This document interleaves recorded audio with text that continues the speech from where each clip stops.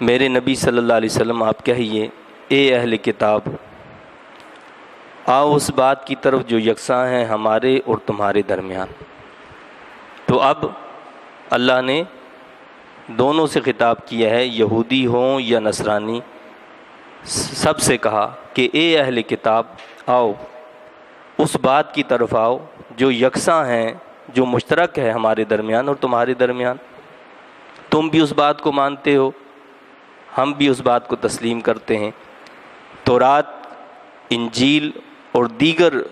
سماوی کتب اور صحائف جو ہیں وہ بھی اس پر متفق ہیں، اور قرآن مجید بھی اس پر متفق ہے۔ تو آؤ ہم کیوں نہ ایک ایسے طریقے کو اختیار کر لیں جس میں سارے متفق ہیں، جن چیزوں میں سارے اتفاق کرتے ہیں تو ان کو کیوں نہ اختیار کریں۔ وہ کیا ہیں؟ ہم نہ عبادت کریں کسی کی سوائے اللہ کے، اور نہ شریک ٹھہرائیں اس کے ساتھ کسی چیز کو، اور نہ بنا لے کوئی ہم میں سے کسی کو رب اللہ کے سوا۔ تو یعنی یہ وہ متفقہ باتیں ہیں کہ عبادت صرف اللہ کی جائے، خدا صرف ایک ہے، اسی کی عبادت کی جائے، اس کی عبادت میں، اس کی ذات میں، اس کی صفات میں، اس کی اطاعت میں کسی کو شریک نہ کیا جائے، اور ہم اللہ کے سوا کسی کو رب نہ بنائیں۔ حضرت عدی بن حاتم رضی اللہ تعالیٰ عنہ جب انہوں نے قرآن مجید کی ایک ایسی آیت سنی جس میں یہ کہا گیا تھا کہ یہ جو نصارہ ہیں اور یہ جو یہودی ہیں، انہوں نے اپنے علماء اور مشائخ کو اپنا رب بنا لیا ہے، تو انہوں نے اللہ کے رسول صلی اللہ علیہ وسلم کی بارگاہ میں عرض کی، کیونکہ پہلے یہ جو تھے عیسائی تھے، حضرت عدی بن حاتم، حاتم تائی کے بیٹے حضرت عدی بن حاتم،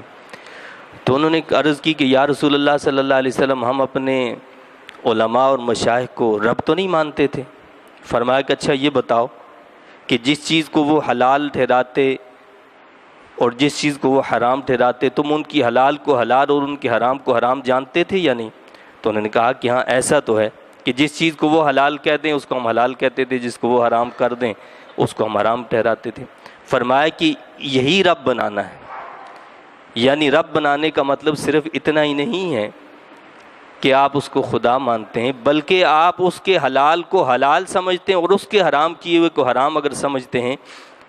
تو یہ بھی اس کو رب ماننا ہے، جب تک اس پر کوئی شرعی دلیل نہ ہو، اس کی طرف سے کوئی چیز حلال کی گئی، اس کی طرف سے کوئی چیز حرام کی گئی تو وہ کیسے حلال یا حرام ہوگی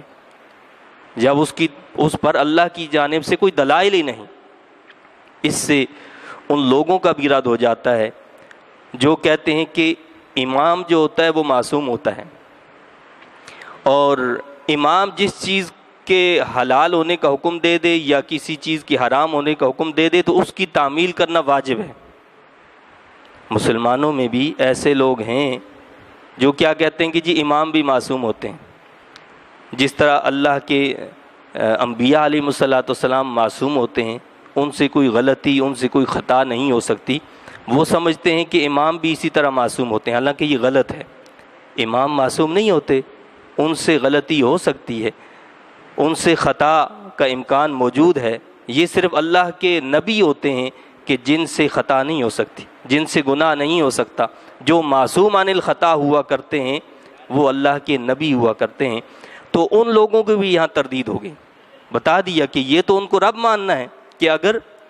حلال اور حرام کا اختیار یہ تو اللہ کے پاس ہے، اور اللہ کے اذن اور اس کی اجازت سے اللہ کے نبی کسی چیز کو حلال اور حرام ٹھہراتے ہیں۔ اب ان کے علاوہ کوئی سمجھتا ہو کہ کوئی اور بھی حلال اور حرام کر سکتا ہے تو گویا یہ اس کو رب ماننا ہے۔ تو کیا فرمایا اللہ رب العزت نے کہ یہ دعوت دی جائے کہ نہ ہم عبادت کریں کسی کی سوائے اللہ کے، اور نہ شریک ٹھہرائیں کے ساتھ کسی چیز کو، اور نہ تم ایسا کرو، اور نہ بنا لے کوئی ہم میں سے کسی کو رب اللہ کے سوا۔